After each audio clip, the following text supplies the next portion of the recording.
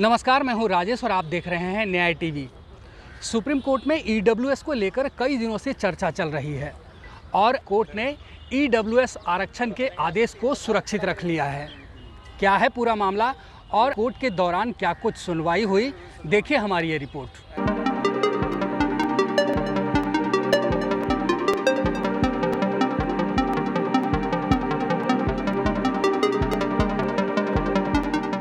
सामान्य वर्ग के गरीबों को आरक्षण के खिलाफ दाखिल याचिकाओं पर सुप्रीम कोर्ट ने सुनवाई पूरी कर ली है और चीफ जस्टिस उदय उमेश ललित की अध्यक्षता वाली 5 जजों की संविधान पीठ ने 7 दिनों तक सभी पक्षों को विस्तार से सुना है। और जनवरी 2019 में केंद्र सरकार ने संसद में 103वां संविधान संशोधन प्रस्ताव पारित करवाकर आर्थिक रूप से कमजोर सामान्य वर्ग के लोगों को नौकरी और शिक्षा में 10% आरक्षण की व्यवस्था बनाई थी। और चुनौती देने वाली याचिकाओं पर संविधान पीठ ने 13 सितंबर से मामले पर विस्तृत सुनवाई शुरू की। वहीं चीफ जस्टिस ललित के अलावा इस संविधान के बाकी 4 सदस्य हैं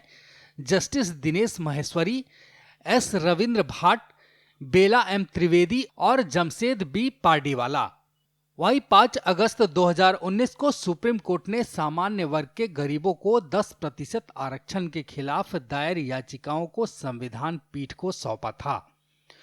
और इस मामले में एनजीओ जनहित अभियान समेत 30 से अधिक याचिकाकर्ताओं ने कोर्ट का रुख किया। वहीं इन याचिकाओं में संविधान के अनुच्छेद 15 और 16 में संशोधन किए जाने को चुनौती दी गई और याचिकाकर्ता पक्ष ने दलील दी कि आरक्षण का उद्देश्य सदियों तक सामाजिक भेदभाव झेलने वाले वर्ग के उत्थान का था, इसलिए आर्थिक आधार पर आरक्षण संविधान की मूल भावना के खिलाफ है और अगर कोई तबका आर्थिक रूप से कमजोर है तो उसकी सहायता दूसरे तरीके से भी की जानी चाहिए।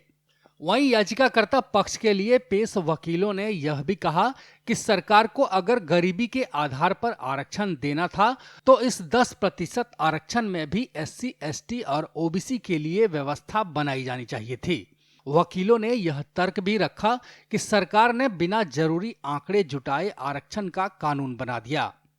और सुप्रीम कोर्ट ने आरक्षण को 50% तक सीमित रखने का फैसला दिया था और इस प्रावधान के जरिए उनका भी हनन किया गया। वहीं सुनवाई के दौरान केंद्र सरकार की तरफ से अटॉर्नी जनरल के वेणुगोपाल ने इस आरक्षण का यह कहते हुए बचाव किया कि कुल आरक्षण की सीमा 50% रखना कोई संवैधानिक प्रावधान नहीं है, सिर्फ सुप्रीम कोर्ट का फैसला है।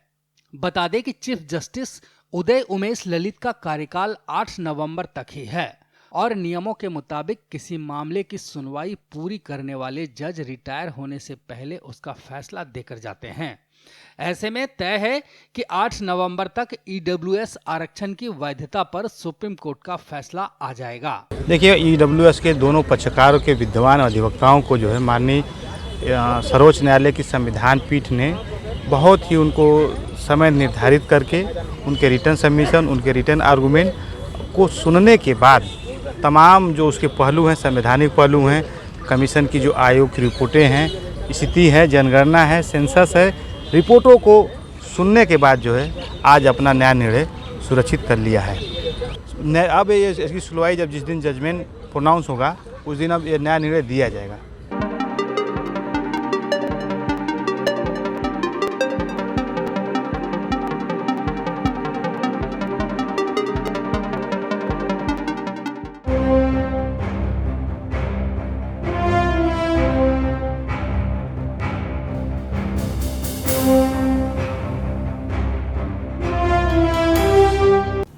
देश और दुनिया से जुड़ी खबरों के लिए चैनल को सब्सक्राइब करें, लाइक करें और बेल आइकन प्रेस करना ना भूलें।